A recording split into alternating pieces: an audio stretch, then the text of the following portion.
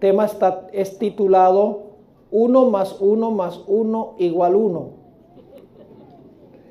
Ese es el título del primer tema de hoy.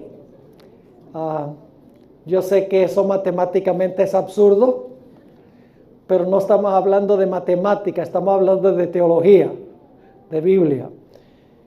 Vamos a inclinar nuestros rostros y vamos a pedir una bendición de parte de Dios para que nuestro estudio sea fructífero. Oremos. Nuestro Padre y nuestro Dios, gracias te damos por el privilegio de reunirnos en tu casa de oración. Gracias, Padre, por tu palabra, que es una guía segura en un mundo que anda confundido. Te damos gracias porque, a pesar de que aún en la iglesia algunos cuestionan las enseñanzas básicas de la iglesia, te damos gracias que tenemos tu palabra que hace que las cosas queden absolutamente claras. Pedimos, Señor, que nos bendigas esta noche, mañana en la noche y el martes en nuestro estudio. Te ruego, Señor, que nos abras nuestras mentes para poder comprender y abras nuestros corazones para que podamos recibir. Te damos gracias de antemano por escuchar nuestra oración, porque te lo pedimos en el precioso nombre de tu Hijo, Cristo Jesús. Amén. La mayoría de las religiones paganas se caracterizan por ser politeístas, es decir, creen en múltiples dioses. En contraste con las religiones paganas está el judaísmo. El judaísmo es estrictamente monoteísta, es decir, creen en un solo Dios verdadero. Ahora, cuando nació el cristianismo, los cristianos tuvieron la difícil tarea de explicar cómo Dios puede ser uno y al mismo tiempo estar compuesto de tres personas. Les resultó difícil a los cristianos alcanzar, particularmente a los judíos, porque los cristianos enseñaban que el Padre es Dios, Jesucristo es Dios y el Espíritu Santo es Dios. Para el judaísmo eso era blasfemia, porque tener tres personas era equivalente a politeísmo, es decir, tener múltiples dioses. Así que fue difícil para los primeros cristianos convencer a los judíos, que eran estrictamente monoteístas, de que Dios es uno, pero se compone de tres personas. Ahora, la iglesia primitiva luchó con este problema.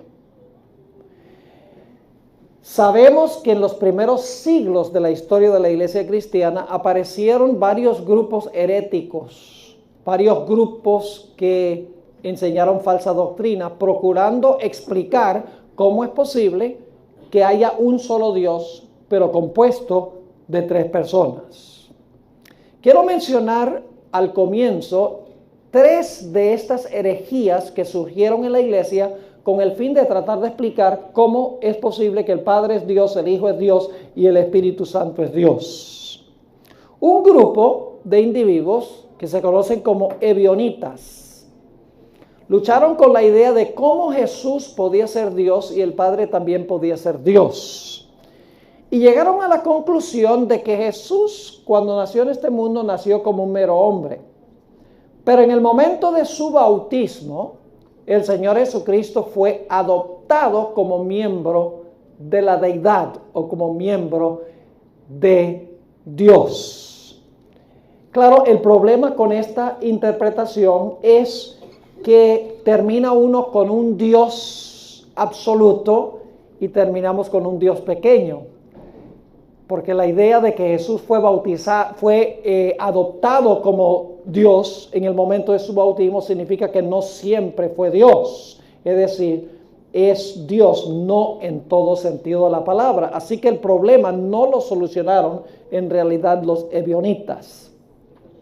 Otro grupo que se levantó fueron los sabelianistas. El nombre del que formó esta teoría fue Sabelio, por eso se conocen como sabelianistas. También se conoce como modalistas. Básicamente la idea era que hay una sola persona en Dios, pero esa persona se manifiesta en tres diferentes modos o tres diferentes formas. En el Antiguo Testamento se manifiesta como el Padre, en los Evangelios se manifiesta como el Hijo, y en la edad de la iglesia se manifiesta como el Espíritu Santo, pero es una misma persona que se manifiesta en tres diferentes formas o tres diferentes maneras. Otra teoría que se levantó dentro de la iglesia cristiana fue lo que se conoce como el arrianismo. Y se conoce como arrianismo porque el que formó esta idea se llamaba Arrio. Y básicamente Arrio enseñaba que Jesús, en los siglos de la eternidad del pasado, en algún momento fue creado por Dios el Padre. Es decir, fue la primera criatura hecha por el Padre. Según Arrio, Jesús, en otras palabras, tuvo un origen. Era Dios porque el Padre le dio el título o le dio el nombre de Dios, pero no era Dios en todo sentido de la palabra. Y Arrio también enseñaba que el Espíritu Santo no es una persona, sino que el Espíritu Santo en realidad es una fuerza activa de Dios, es como una corriente activa de Dios. Y de esa manera procuraron resolver el problema de cómo se puede creer que hay un solo Dios, pero al mismo tiempo compuesto de tres personas. Pero ninguna de estas soluciones son satisfactorias. La primera solución en realidad no es solución, la idea de que Cristo fue adoptado como Dios. Si fue adoptado como Dios, entonces no es Dios en su esencia. La idea del modalismo, de que en realidad solo hay una persona en Dios y que se manifiesta como Padre y luego como Hijo, luego como Espíritu Santo, no resuelve los problemas bíblicos, porque, por ejemplo, en el bautismo de Jesús, claramente hay tres al mismo tiempo. Hay una voz que está hablando del cielo, Jesús se está bautizando y el Espíritu Santo está descendiendo. Es decir, no es que en el Antiguo Testamento Padre y en los Evangelios Hijo y entonces Espíritu Santo en el periodo de la iglesia. Claramente los tres están juntos. Y el problema de Arrio también es que termina uno con Jesús, que es según ellos un Dios, entonces tiene uno el problema de que tiene un Dios grande y un Dios pequeño. Eso es politeísmo igual. Es decir, ninguna de estas soluciones que propusieron estos herejes eran satisfactorios. Así que nos hacemos la pregunta: ¿cómo es posible decir que 1 más 1 más 1 es igual a 1? ¿Cómo podemos creer que Dios es uno, pero Dios está compuesto de tres personas individuales o de tres personas separadas, cada uno con su identidad personal? Debo decir que algunos en la iglesia adventista inclusive están cuestionando la doctrina de la Trinidad. Aunque es una de las doctrinas fundamentales de la iglesia adventista, están cuestionando esta doctrina dentro de la iglesia. Y tenemos en nuestro medio personas, por ejemplo, que enseñan muy parecido a Arrio. Dicen que Jesús tuvo un origen allá atrás en los siglos de la eternidad, que es tan atrás que es casi como si fuera eterno. Y están enseñando que el Espíritu Santo no es una persona, sino que el Espíritu Santo es una fuerza activa. Yo nunca pensé que íbamos a llegar al momento cuando en la iglesia adventistas iban a cuestionar la doctrina de la Trinidad. Ahora, en esta tarde yo quiero que nosotros estudiemos este asunto de la Trinidad. No es tan complicado como la gente cree. Quiero explicar cómo es que Dios se compone de tres personas, pero es un solo Dios. Quiero mostrarles que teológicamente es perfectamente aceptable decir que 1 más 1 más 1 es igual a 1. Lo primero que quiero hacer es leer algunos versículos de la Biblia a donde se nos dice que Dios es uno. Así que ojalá hayan traído sus Biblias porque las vamos a usar profusamente. Así que si no la trajeron esta noche, tráiganla mañana seguro, porque vamos a usar mucho la Biblia en nuestro estudio. Ahora vamos a mirar los textos que dicen que Dios es uno. Y vamos a comenzar con Deuteronomio, el capítulo 6 y el versículo 4. Deuteronomio, el capítulo 6 y el versículo 4. Esta es la confesión fundamental y central del judaísmo. Aún el día de hoy, en todas las sinagogas judías, se empieza el servicio de adoración leyendo Deuteronomio 6 y el versículo 4. Es la confesión central del judaísmo hasta el día de hoy. Y fíjense lo que dice allí en Deuteronomio 6. Dice: oye Israel, Jehová nuestro Dios, Jehová uno es. ¿Cuántos son Jehová? Uno. Jehová es uno. Dice Jehová uno es. Ahora vamos a leer Isaías 44. Isaías 44 y el versículo 6, y luego vamos a saltar al versículo 8. Ojalá estén anotando estos textos, porque primero vamos a ver los textos donde dice que Dios es uno, luego vamos a mirar los textos que dicen que Dios es más que uno, y luego vamos a ver cómo reconciliamos esa idea de que Dios es uno y que Dios es más que uno. Isaías 44 y el versículo 6 y el versículo 8 dice así: así dice Jehová, Rey de Israel, y su Redentor, Jehová de los ejércitos. Ahora, yo no sé si ustedes notan algo interesante en este versículo. Este versículo dice que hay dos Jehová. ¿Lo captaron o no lo captaron? Dice, así dice Jehová, Rey de Israel, ¿y qué? Y su Redentor, Jehová de los ejércitos. ¿Cuántos Jehová tenemos allí? Hay dos. El que está hablando, Rey de Israel, Jehová, Rey de Israel, y su Redentor, Jehová de los ejércitos. Ahora noten lo que dice: yo soy el primero y yo soy el postrero, y fuera de mí no hay Dios. Versículo 7. ¿Y quién proclamará lo venidero? Lo declarará y lo pondrá en orden delante de mí, como hago yo desde que establecí el pueblo antiguo. No temáis ni os amedrentéis. ¿No te lo hice oír desde la eternidad, desde la antigüedad, y te lo dije? Luego vosotros sois mis testigos. No hay Dios sino yo. No hay fuerte, no conozco ninguno. Ahora, si ustedes leen el contexto de estos versículos, al igual que Isaías 45, que vamos a leer en un momento, el énfasis aquí es que está contrastando al Dios verdadero con los dioses falsos. Ese es el contexto. Dios está diciendo: ¿ustedes conocen algún Dios que es el creador del cielo y la tierra? ¿Ustedes conocen algún Dios que es el redentor? Dice: yo no conozco ninguno, yo soy el único. Es decir, el contraste es entre el Dios verdadero, creador y redentor, y los dioses falsos de las naciones paganas. Vamos a Isaías 45, 21 y 22. Isaías 45 y el versículo 21 y el versículo 22. Nuevamente la idea de que Dios es uno.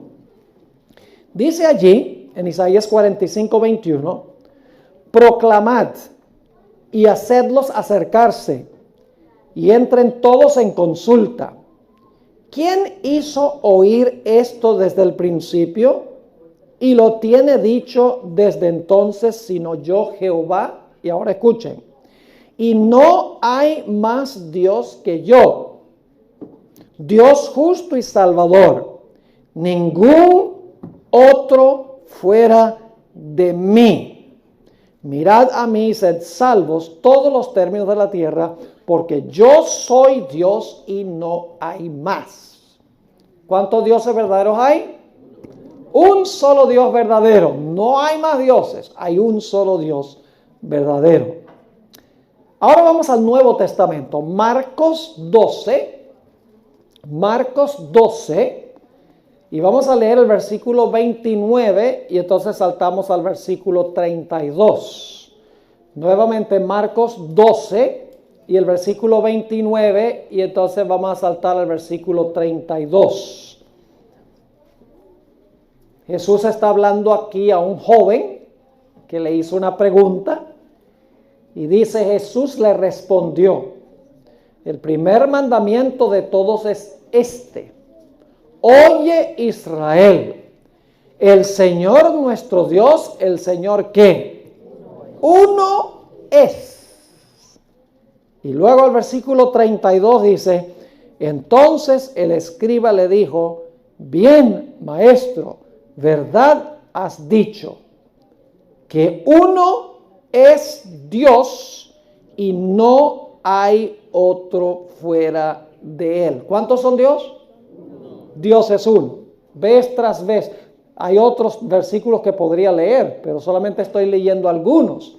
Ustedes pueden buscar en una concordancia la palabra uno y van a encontrar muchos versículos más donde dice que Dios es uno, Dios es uno. No hay otro fuera de él. Dios es uno. Ahora vamos a Juan 10 y el versículo 30. Juan 10 y el versículo 30. Un versículo muy interesante. Aquí está hablando Jesús. Y fíjense lo que dijo Jesús. Y vamos a volver a este versículo porque es muy importante para entender en qué sentido es que 3 es igual a 1. Dice allí Jesús: yo y el Padre uno somos. Yo pregunto, ¿es posible que 2 sea igual a 1? Teológicamente, ¿es posible que 2 sea igual a 1? Teológicamente sí. No estamos hablando de matemática. Matemática, 2 igual a 1 es absurdo, es ridículo, ilógico. No es matemático. Pero no estamos hablando matemáticamente, estamos hablando bíblicamente, teológicamente. Este texto nos dice que hay 2 personas, pero las 2 personas son ¿qué? Las 2 personas son uno. Y todavía tenemos que explicar en qué sentido. Vamos a un texto más, Juan 14, 10 y 11. Solo unos 4 capítulos más adelante, Juan 14 y el versículo 10 y el versículo 11. Es muy interesante este pasaje. Dice aquí, Jesús da la impresión de que Él y el Padre son el mismo. Dice: ¿no crees que yo soy en el Padre y el Padre en mí? Interesante, ¿verdad? Jesús dice: yo estoy en el Padre y el Padre ¿qué? Y el Padre está en mí. Ahora usted dice, entonces es la misma persona. Yo les pregunto, ¿hay algún texto en la Biblia donde el apóstol Pablo dice: ya no vivo yo, mas Cristo vive en mí? ¿Cuántas personas son? ¿Una o 2?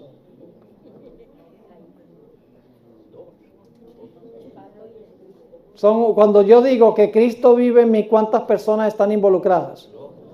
2. Pero la Biblia lo describe como si fuera ¿qué? 1, exactamente. Sigue diciendo: ¿no crees que yo soy en el Padre y el Padre en mí? Las palabras que yo os hablo, no las hablo por mi propia cuenta, sino que el Padre, ahora escuchen bien, que mora en mí, Él hace las obras. ¿A dónde moraba el Padre? En Jesús. ¿Son la misma persona? ¿Son la misma persona? No son la misma persona. Son 2 personas. Pero el Padre moraba ¿en quién? Moraba en Jesús. Yo pregunto, ¿es posible que Jesús more en mí? ¿Sí? ¿Y cuántas personas son cuando Jesús mora en mí? Son 2, ¿verdad? Pero en otro sentido son ¿qué? Son una persona o uno. Ahora, noten lo que dice el versículo 11. Creedme que yo soy en el Padre y el Padre en mí. De otra manera, creedme por las mismas obras. Así que tenemos una serie de versículos en la Biblia donde se nos dice que Dios es uno. Jesús está en el Padre está en Jesús. Jesús dice: yo y el Padre uno somos. encontramos en Marcos el capítulo 12, dice que Dios es uno, no hay otro fuera de Él. Vez tras vez la Biblia dice que Dios es uno. Pero ahora escuchen bien. Hay otra serie de versículos que dicen que Dios es más que uno. Ahora aquí es que viene el problema. Leímos los versículos donde dice que Dios es uno. Pero hay una serie de versículos donde da la impresión de que Dios es más que uno. Vamos a leer algunos de esos versículos. Empecemos en Génesis 1 y el versículo 26. Ahora estamos creando el problema. Y luego vamos a buscar la solución del problema. ¿Ven cuál es el problema? Hay versículos que dicen que Dios es uno y hay versículos que dicen que Dios es más que uno. Ahora, ¿cómo reconcilia uno esos dos de series de versículos? Lo vamos a ver. Génesis 1:26. Entonces dijo Dios. La palabra Dios allí es la palabra hebrea Elohim. Es plural. Es decir, se podría traducir dioses, dijo dioses. O dijo una pluralidad en Dios. Ahora escuche lo que dice. Entonces dijo Dios. ¿Cómo dice el siguiente verbo? Hagamos. ¿Una persona lo está haciendo o más que una? Más que una. Hagamos al hombre a nuestra imagen conforme a nuestra semejanza. Ve qué interesante. La palabra Dios es plural, una pluralidad de personas en la deidad. Y entonces dice, hagamos al hombre a nuestra imagen conforme a nuestra semejanza. Obviamente hay una pluralidad de personas aquí, porque los pronombres están en plural. Ahora sigamos con Génesis 11 y el versículo 7. Génesis 11 y el versículo 7. Está hablando aquí de la Torre de Babel y en nuestra segunda sesión vamos a volver a este texto tan importante. Génesis 11 y el versículo 7. Noten lo que dice. Está hablando Jehová. Dice ahora pues que descendamos. Y luego ¿qué dice? Y confundamos allí su lengua, para que ninguno entienda el habla de su compañero. Noten los verbos. Descendamos y ¿qué? Y confundamos allí sus lenguas. Y luego si leen el versículo 8 dice, así los esparció Jehová sobre la faz de la tierra. Es decir, Jehová fue el que hizo esto. Pero habla en plural, dice, descendamos y confundamos allí sus lenguas. Obviamente es más que una sola persona. Ahora, noten lo que dice en Isaías 61 y el versículo 1. Isaías 61 y el versículo 1. Quiero que noten que hay aquí tres personas. Dice en Isaías 61 y el versículo 1. Aquí está hablando Jesús proféticamente. Esto es la voz de Jesús hablando en el Antiguo Testamento, una profecía. Dice, el Espíritu, ahí está uno, de Jehová el Señor, 2, está sobre mí. ¿Cuántos hay? Jesús comenzó su ministerio con este versículo. Lo pueden leer en Lucas 4, 18 y 19. Cuando Jesús comenzó su ministerio, el Señor Jesucristo citó esto y dijo, esas son palabras mías. Así que dice, el Espíritu número 1 de Jehová el Señor, 2, está sobre mí. Ahora vamos a Isaías 48, 16. Isaías 48 y el versículo 16. Nuevamente encontramos 3. Isaías 48, 16 dice, acercaos a mí, oíd esto. Desde el principio no hablé en secreto. Desde que eso se hizo, allí estaba yo. Y ahora escuchen bien. Y ahora me ahí está la primera persona. ¿Envió quién? Jehová el Señor, ahí hay dos, y su Espíritu. ¿Cuántos hay? 3. Nuevamente tenemos 3. Noten Isaías 63, 9 y 10. Estamos leyendo los versículos donde dice que Dios es más que uno. Isaías 63 y el versículo 9 y el versículo 10. Muy interesante este texto. ¿Saben ustedes quién es el ángel de Jehová en el Antiguo Testamento? ¿Saben quién es el ángel de Jehová? El ángel de Jehová es el mismo Jehová, es Cristo Jesús. Ahora, no me entiendan mal. Jesús no era un ángel común y corriente creado por Dios. Se le llama el ángel de Jehová, pero es eterno Dios. No creemos como los testigos de Jehová que dicen que Jesús fue un ángel que creó Dios el Padre en los siglos de la eternidad. No, nosotros creemos que Jesús se le presenta en el Antiguo Testamento como el ángel de Jehová, pero es eterno Dios. Sencillamente la palabra ángel significa mensajero. Es el mensajero del Padre. A través de todo el Antiguo Testamento, el mensajero del Padre es Jesús. Es el emisario del Padre en la tierra. Ahora, fíjense lo que dice Isaías 63, 9 y 10. En toda angustia de ellos, él, ahí está el primero, él fue angustiado. Ese es Dios el Padre. Y el ángel de su faz los salvó. ¿Cuántos van? 2. Dice, él fue angustiado, luego dice, y el ángel de su faz los salvó. En su amor y en su clemencia los redimió y los trajo y los levantó todos los días de la antigüedad. Y ahora escuchen bien. Mas ellos fueron rebeldes e hicieron enojar su Santo Espíritu, por lo cual se les volvió enemigo. Él mismo peleó contra ellos. ¿Cuántos tenemos aquí? Tenemos 3. Él fue angustiado, el ángel de su faz y su Santo Espíritu. Nuevamente tenemos 3. Ahora vamos al Nuevo Testamento. El Nuevo Testamento claramente presenta que hay 3. Vamos a Mateo 3, 16 y 17. Mateo 3, 16 y 17. Y la razón por la cual estoy leyendo todos estos versículos es porque la única forma de tratar este problema es bíblicamente. Cuando nosotros tengamos que lidiar, y créanme que los vientos van a soplar para este lado, si el problema no ha llegado, el problema va a llegar. Y necesitamos poder explicar este asunto con la Biblia. Por eso le estoy dando tantos versículos y les voy a explicar estas cosas porque cuando llegue ustedes van a tener ya una forma de defender la doctrina que la Iglesia Adventista ha tenido por décadas en su teología. Mateo 3, 16 y 17. Ahora escuchen bien.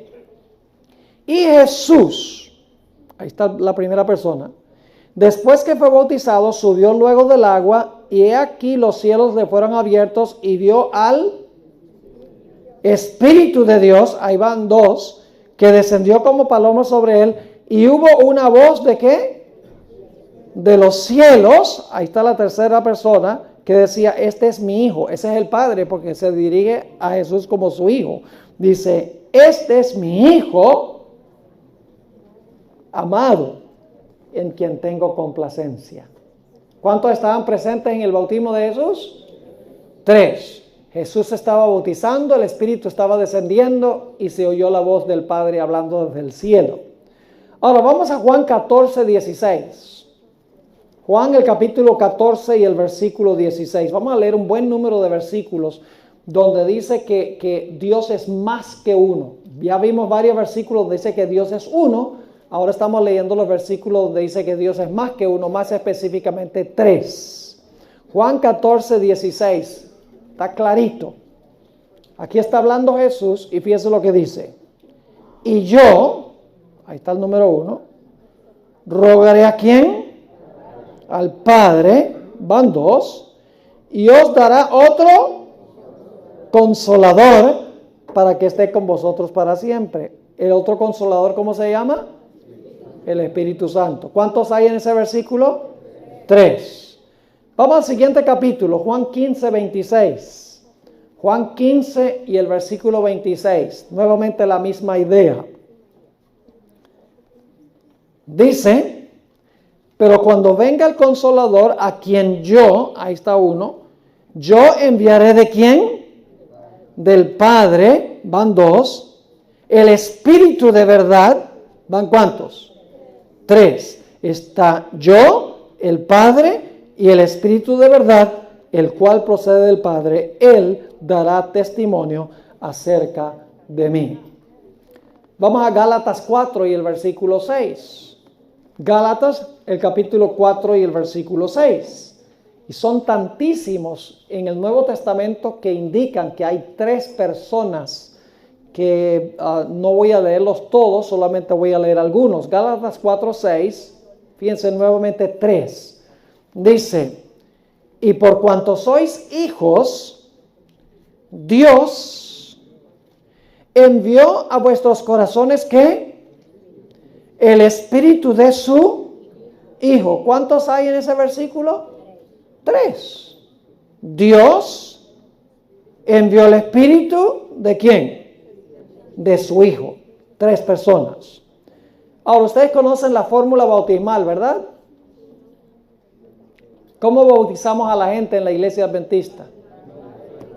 En el nombre del Padre, del Hijo y del Espíritu Santo. Mateo 28 y el versículo 19, si lo quieren anotar.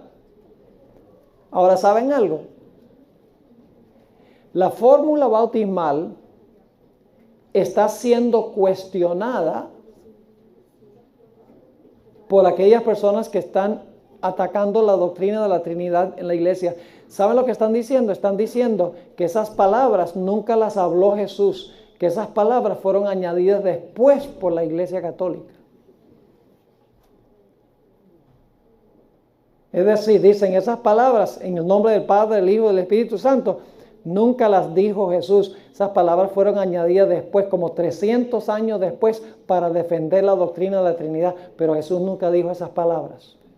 En nuestro último tema, el martes en la noche, yo les voy a hablar de la fórmula bautismal, porque es un problema. Y déjenme plantearles el problema para que podamos entender. En Mateo 28, 19, Jesús dice que debemos bautizar en el nombre del Padre, del Hijo y del Espíritu Santo. Pero saben, cada vez en el libro de Hechos de los Apóstoles, cuando hubo un bautismo, dice que bautizaban en el nombre de Jesús.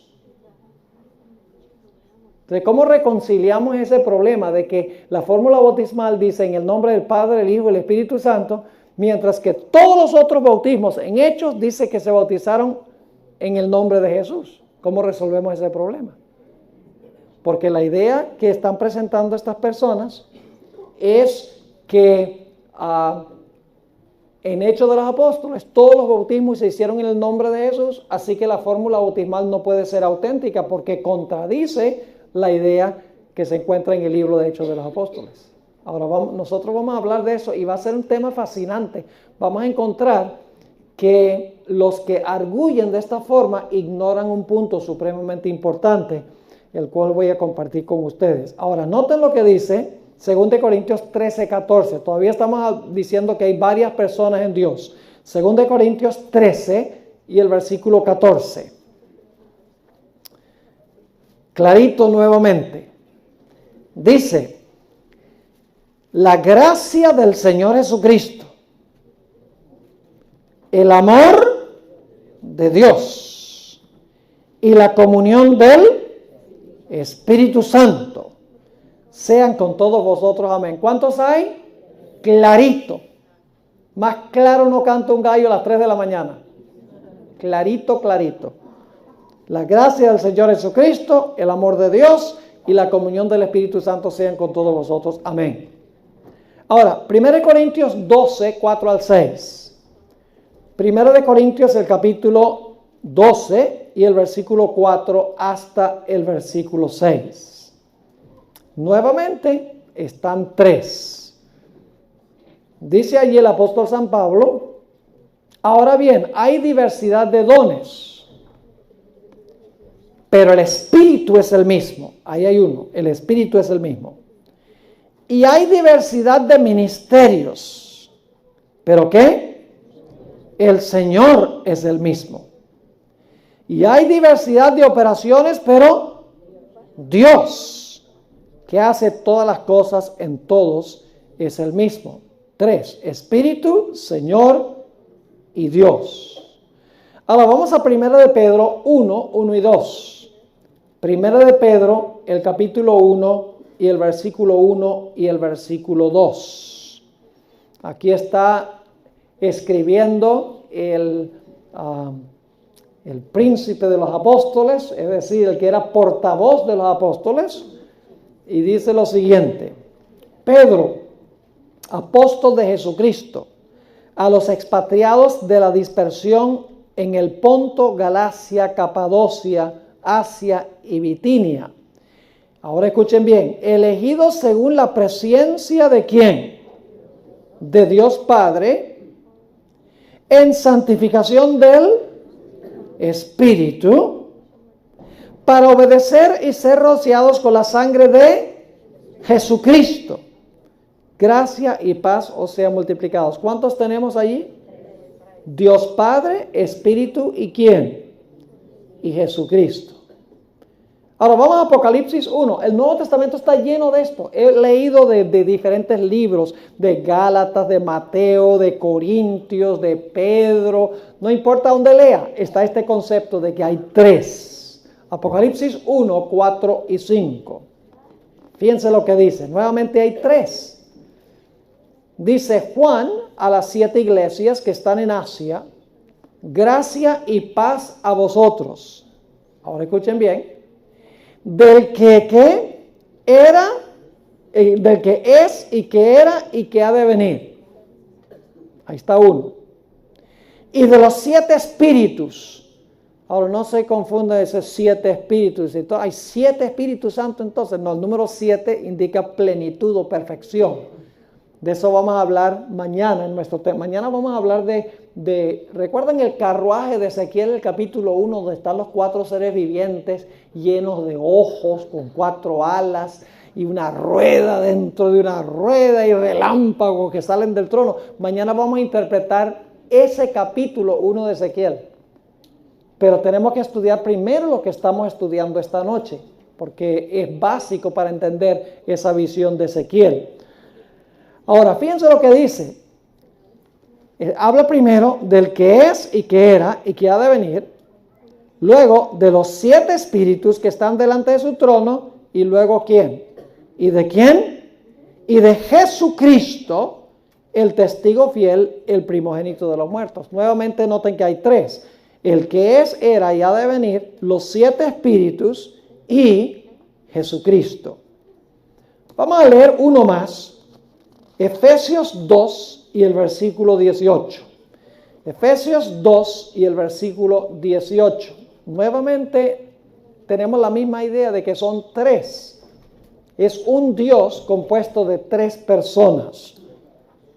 Dice allí, en Efesios 2 y el versículo 18, porque por medio de Él, ese es Jesús, porque por medio de Él, los unos y los otros tenemos entrada por un mismo ¿qué? Por un mismo espíritu. ¿A quién? Al Padre. ¿Cuántos hay en ese versículo? Por Jesús tenemos entrada al Padre por el mismo espíritu. Es decir, que claramente, según la Biblia, hay textos que dicen que Dios es uno y hay textos que dicen que Dios es más que uno, más específicamente que Dios se compone de 3 personas. Ahora, claro, la pregunta clave con que comenzamos nuestro estudio es: ¿cómo es posible que 3 sea igual a 1? ¿Cómo es posible que Dios es uno, pero compuesto de 3 personas? Créanme que no es tan complicado como la gente cree. Es facilito, sencillo de entender. Ahora vamos a leer versículos que explican cómo puede haber 3 y cómo los 3 son 1. Vamos a Deuteronomio 6:4, que ya leímos, y vamos a leerlo de nuevo. Deuteronomio 6 y el versículo 4. Ahora vamos a leer textos que resuelven el problema de cómo es posible que 1 más 1 más 1 sea igual a 1. Deuteronomio 6, 4 dice: Oye Israel, Jehová nuestro Dios, Jehová uno es. ¿Cuántos son Jehová? Uno. Pero ahora escuchen lo que les voy a decir. En hebreo, en que fue escrito el Antiguo Testamento, hay dos palabras que se traducen uno. Una es la palabra Yahid, que no es la que se usa aquí. Esa palabra Yahid significa uno, único, solo.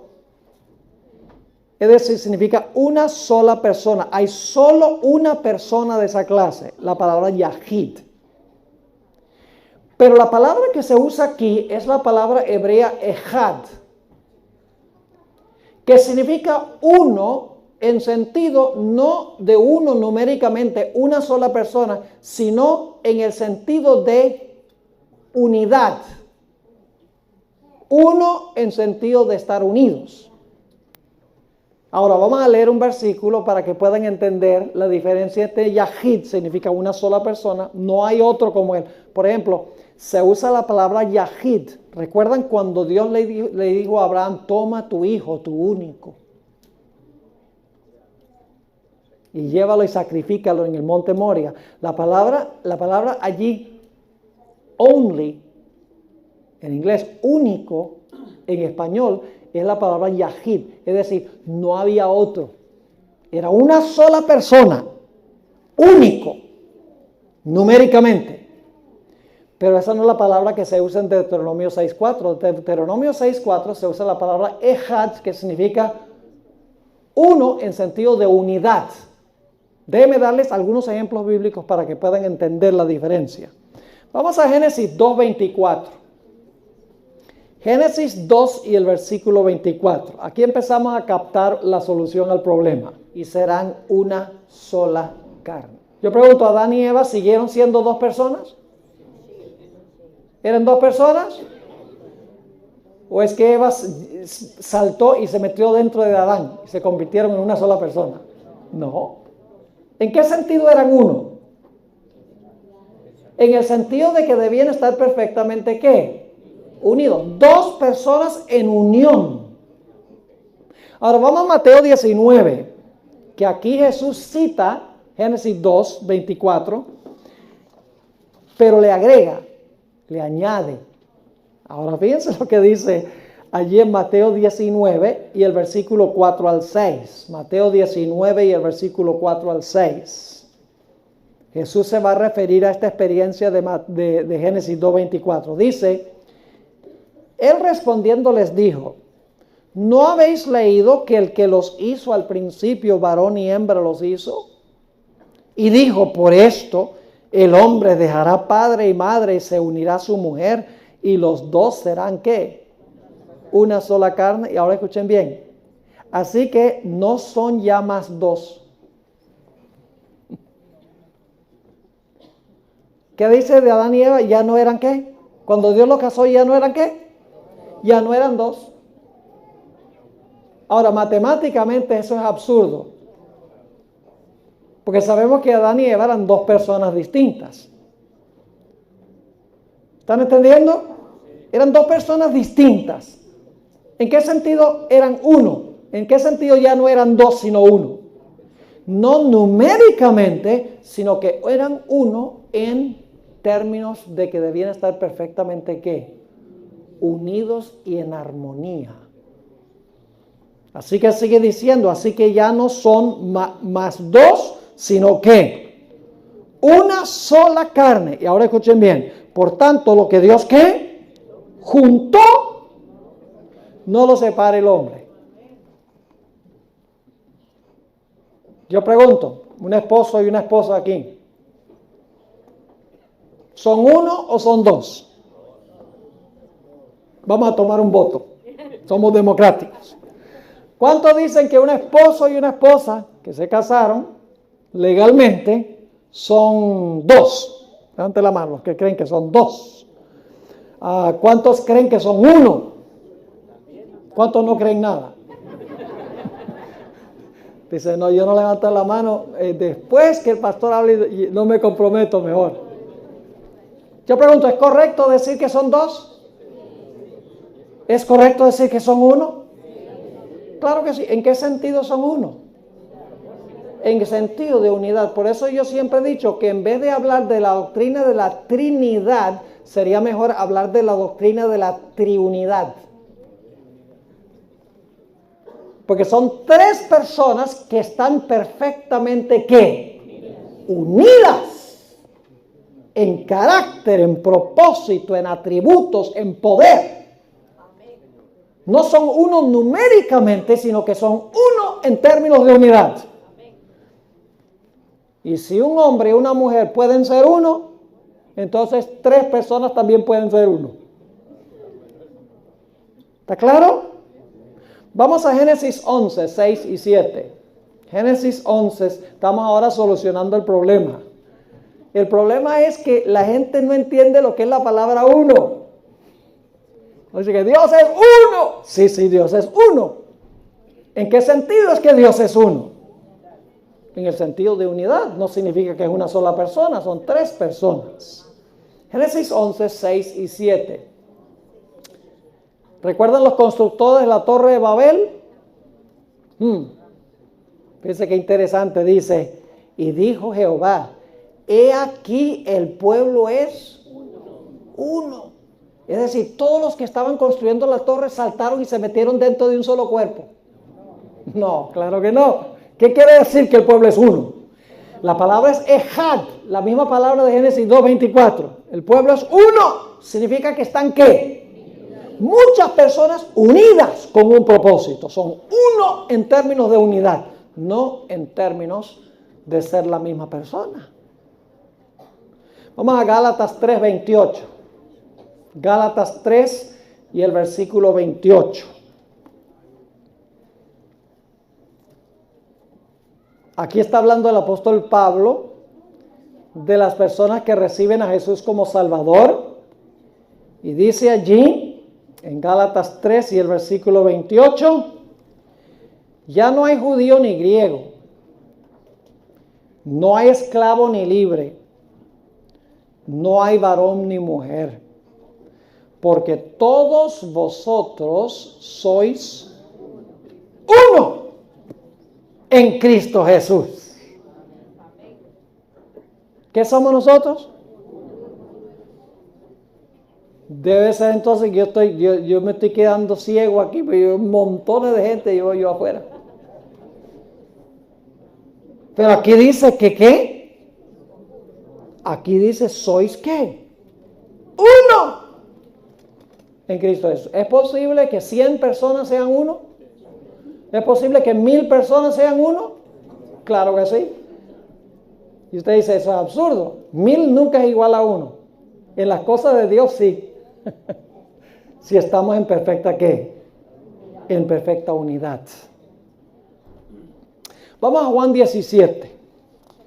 Este es el ejemplo más poderoso de todos. Juan, el capítulo 17 y el versículo 10 y 11, y luego vamos a leer los versículos 21 y 22.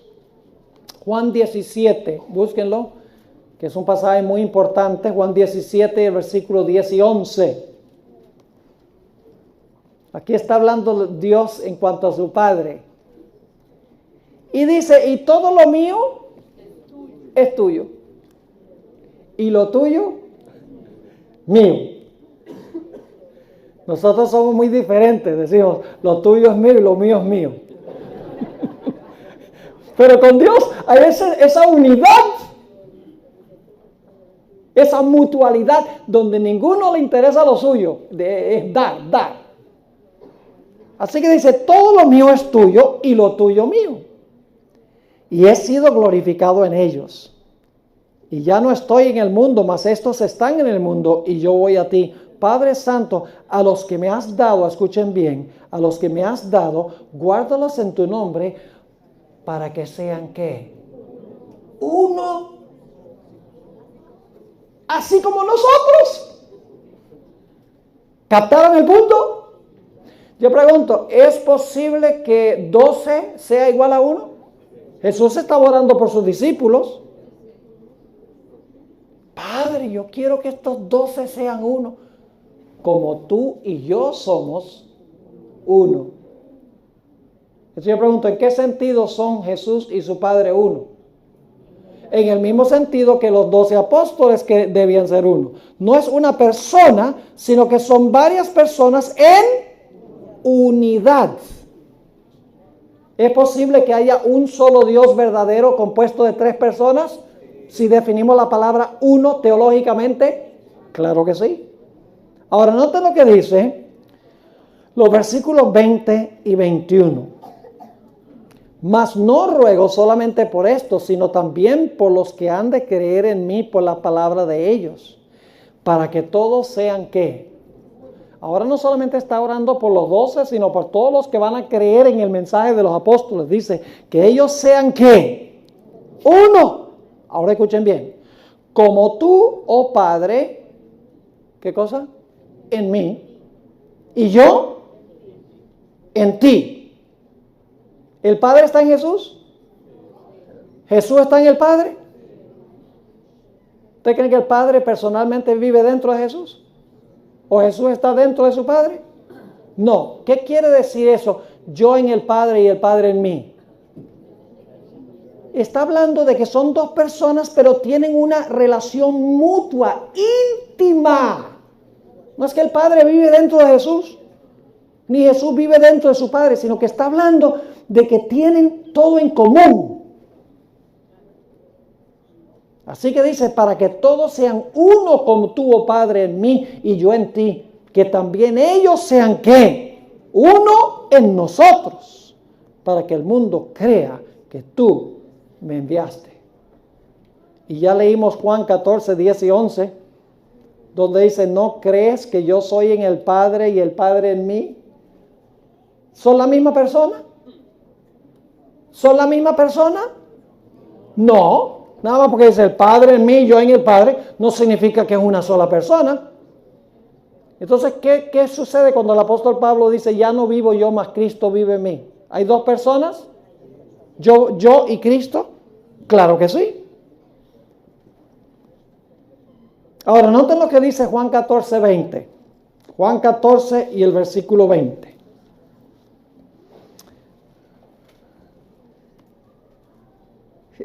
Fíjese esta relación mutua que hay entre Padre, Hijo y nosotros. Dice, en aquel día vosotros conoceréis que yo estoy en mi Padre y vosotros en mí y yo en vosotros. ¿Está hablando literalmente de que Jesús se mete dentro de nosotros o nosotros dentro de Él? No. Es una expresión que significa intimidad. Ahora, permítanme leerles algunas citas del Espíritu de Profecía. ¿Aquí creen en el Espíritu de Profecía? ¿En esta iglesia creen? ¿Todavía creen? Sí, pregunto porque hay iglesias adventistas donde ya no creen. Créanlo o no. Yo sí creo. La hermana White tiene este concepto. Fíjense cómo ella lo explica de una forma sencilla. Esta cita se encuentra, la busqué en español, pero no está en ninguna fuente en español, está en la Review and Herald, que es la revista adventista de ese tiempo, agosto 15 de 1907. Ella está hablando de Hebreos 1, 1 y 2, a donde dice, en estos últimos días nos ha hablado por medio del Hijo, a través del cual creó los mundos. Dice ella, aquí se trae a colación la posición que ocupa Cristo en relación con su Padre. Ahora escuchen bien. Mientras que son uno en propósito y uno en mente, no obstante son 2 en personalidad. ¿Captaron lo que dijo? Son uno en propósito y uno en mente, no obstante son 2 en personalidad. Y luego dice, ¿acaso no podemos aprender de esto la unidad que debe existir entre los creyentes? Ahora escuchen esta otra cita. Esta cita la encontramos en el Ministerio de Curación, página 329. Esa sí está en español. Ministerio de Curación 329, dice ella: las Escrituras indican con claridad la relación entre Dios y Cristo y manifiestan no con menos claridad la personalidad y la individualidad de cada uno de ellos. ¿Qué significa individualidad?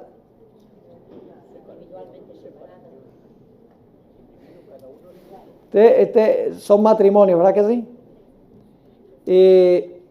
Cada uno tiene su propia individualidad, su propia personalidad. Claro que sí. Yo veo dos personas, al menos que esté viendo doble. Dice ella que la Biblia no con menos claridad habla de la personalidad y la individualidad de cada uno de ellos. Y luego dice, la personalidad del Padre y del Hijo, como también la unidad que existe entre ambos.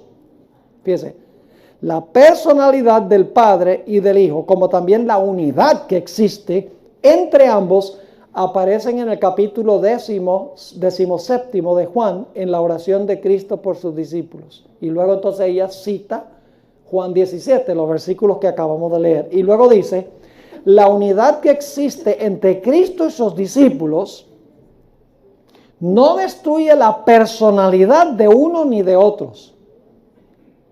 Repito nuevamente, la unidad que existe entre Cristo y sus discípulos no destruye la personalidad de uno ni de otros. Es decir, nada más porque hay unidad entre Cristo y su pueblo, no significa que su pueblo deja de tener su propia individualidad y su propia personalidad.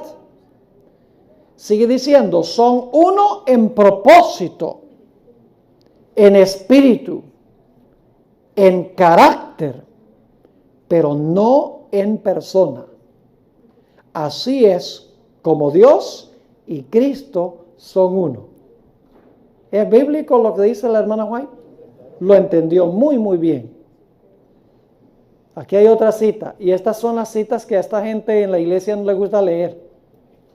¿Y saben lo que les va a decir?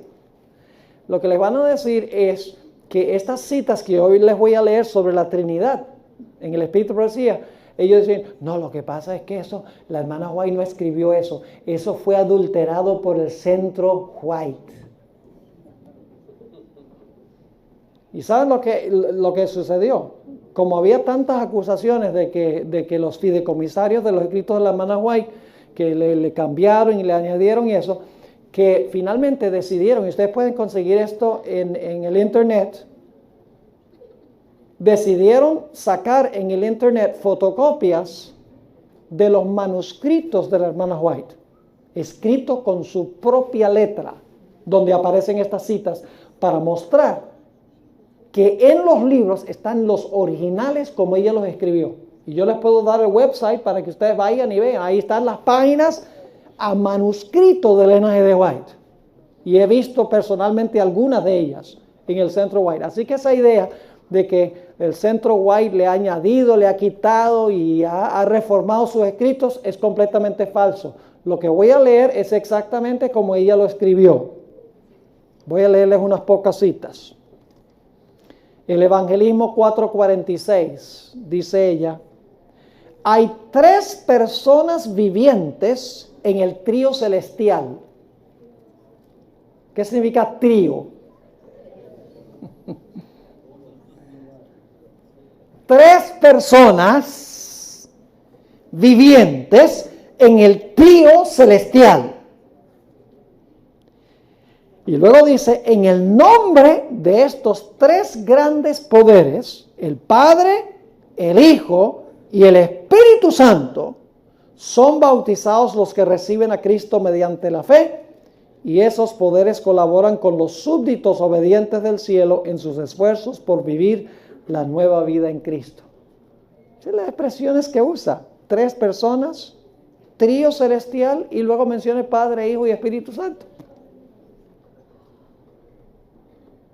Evangelismo, página 447, dice ella, necesitamos, en cuanto al Espíritu Santo, necesitamos comprender que el Espíritu Santo, que es una persona, así como Dios es persona. ¿Qué es el Espíritu Santo? ¿Y saben lo que hace esta gente? Usa selectivamente a la hermana White. Usan cita de la hermana White donde la hermana White dice que va a haber nueva luz.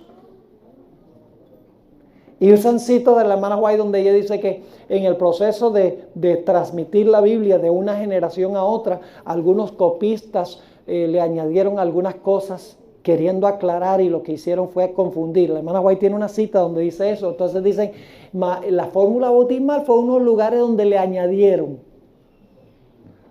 Pero entonces cuando uno encuentra citas de la hermana White, porque yo les voy a leer algunas el martes en la noche, donde la hermana White dice que Jesús le dijo a sus discípulos que bautizaran en el nombre del Padre, del Hijo y del Espíritu Santo, que Jesús dijo esas palabras, entonces ellos no citan esas citas de la hermana White. Hacen un uso selectivo del espíritu de profecía. Las citas que les convienen las usan y las que no les convienen, claro, las ignoran y no las usan. Nota lo que dice en el libro El Evangelismo, página 448. Dice, el príncipe del poder del mal puede ser mantenido en jaque únicamente por el poder de Dios en la tercera persona de la divinidad, el Espíritu Santo. ¿Qué es el Espíritu Santo? ¿Una tercera qué? Es una tercera persona en la divinidad. Así que podemos concluir nuestro primer estudio en esta noche llegando a algunas conclusiones. Conclusión número 1, el Padre, Hijo y el Espíritu Santo todos son uno. ¿Numéricamente o en términos de unidad? En términos de unidad. Cada uno tiene su propia personalidad y su propia individualidad. Es decir, 3 es igual a 1, teológicamente. Ahora, lo que hemos estudiado puede parecerles muy académico y muy teórico, pero es fundamental para lo que vamos a estudiar en nuestra segunda sesión. No se vaya nadie después del refrigerio, porque lo que vamos a estudiar en la segunda sesión es supremamente importante. Vamos a hablar del papel del Espíritu Santo en el proceso del plan de salvación. Y vamos a aprender algunas cosas impactantes, impresionantes sobre la obra del Espíritu Santo.